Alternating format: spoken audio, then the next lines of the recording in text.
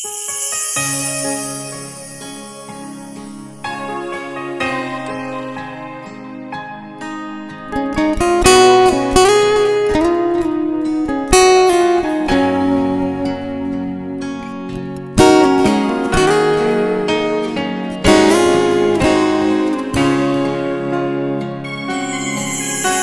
kho thiang kar le borok thiang kara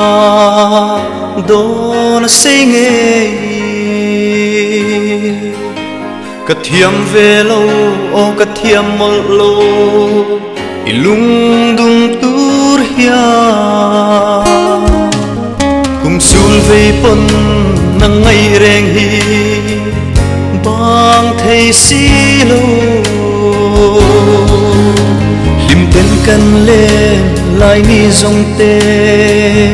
ngil big hian ka ring lo ring om na bia thu zo o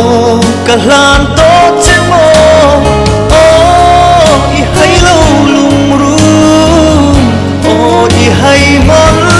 si lo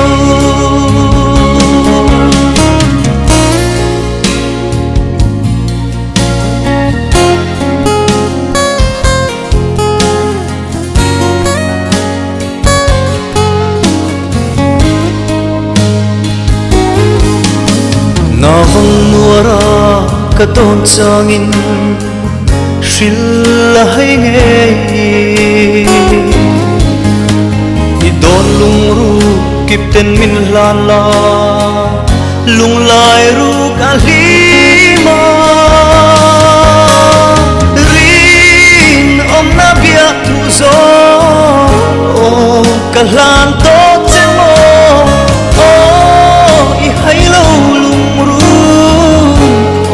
i hai mang si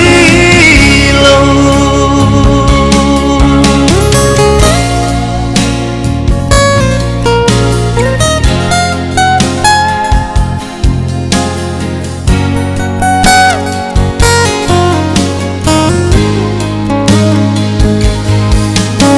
na vang nuara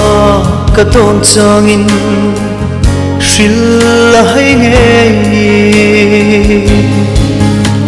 i don lung ru kip ten min lan la lung lai ru ka lima rin om na bia thu zo o ka lan to che mo o i hai lo lung rum o i hai mon si lo rin om na bia thu zo o ka lan